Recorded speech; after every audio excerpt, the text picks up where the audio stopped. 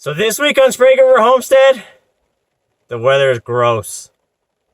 So one of the big things we're doing this weekend is we are traveling. So we've made a road trip up from Klamath Falls area up to Terrebonne, Oregon, which is just north of Bend in Central Oregon. Now, of course, it's nice and rainy. As you look outside, it's raining, it's hailing. It's never a good situation. But what we're doing up here is that somebody was getting out of rabbits. They're moving, and so we have picked up, if you look behind, that is cages back on a trailer back there. And then we've got pans for droppings and all that kind of stuff. Basically, we're going to fill up the rest of our barn. We had been holding off on buying some, and these came up available, so here you go. So there's feeders, waterers, a show stand, the drop pans, there's rabbits all the way in the back. We got 8 of those coming with us, and then a lot of cages. So pretty good deal to drive up here, and today is a road tripping day, not junk mail. Yeah, so as Kaden said, we got a bunch of stuff from a gal getting out of rabbits. They are moving their house out. It's a double wide, so they're putting in a new house, so she doesn't have time for them at the moment.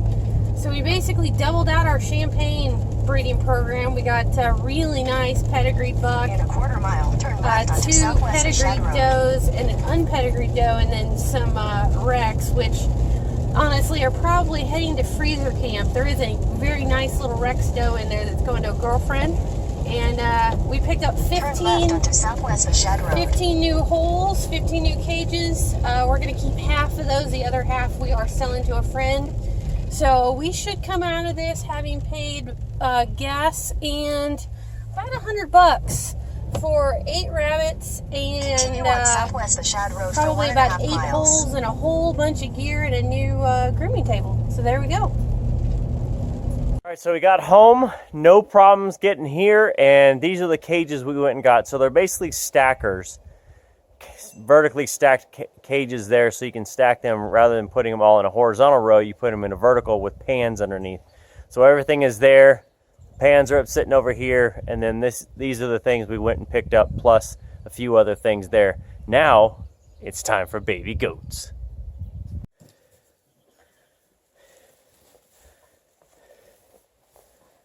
The 3 goobers outside are pretty fun.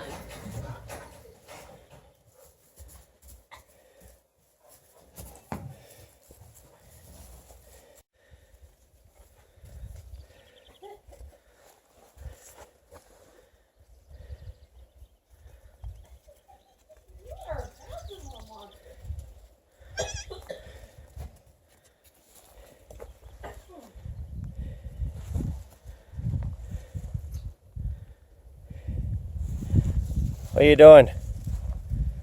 What are you doing? Oreo Blackie and the unknown. How many are we up to right now? I don't even know how many we're up to. We're up to twins. That's 6, 7, 9. Does that sound right? Maybe. I think 9's right. I think we're up to 9. So as you can see behind that, this is the goat yard I put up a couple weeks ago, to where I thought I'd give them about 2 weeks before they have stripped it completely.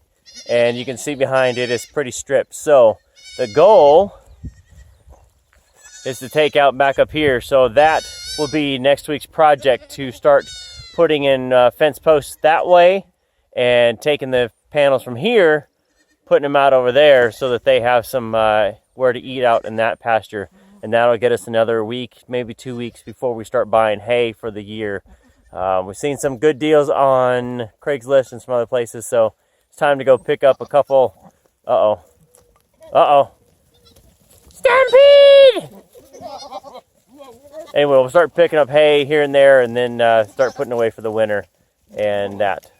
So as we head out for evening chores, one thing I'll notice in the background is there's something missing, and maybe you didn't know it was back there, but when we bought our property, there was a old, like 1960s Massey Ferguson 35D diesel tractor. My wife's father-in-law bought it, I don't know, 12, 15 years ago, and had it here stored and it's been here kind of not running in about 5 years. So we've tinkered with selling it back and forth. Finally got the go-ahead to just get it off the property. So I put it on Craigslist, sold it. What was it? I think I sold it. I think I put it at 8 o'clock on Thursday night, and Friday morning a guy came out, looked at it, paid us cash for it. So we delivered it Friday, and it's out. So I'm going to leave you with a little perspective tonight. A lot of days homesteading is not sexy, and it's not going to be easy.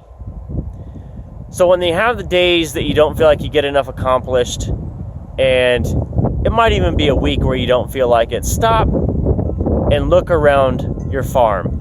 And I'll just kind of pan around. Homesteading is going to be hard. It really is. But keep in mind all the little wins that you have. Sometimes it's burning wood on a cool spring night that you cut and split yourself. It's butchering animals and eating those off your farm, or getting vegetables out of your garden, or even watching baby goats being born. And a week later, they're running in a pasture you fenced yourself for their safety. Those are the little things that really matter about homesteading. And keep that in perspective. It's really about the wins, and the hard work put in is what you should be proud of in life. That's it for this time on Sprague Homestead. We'll see you next week.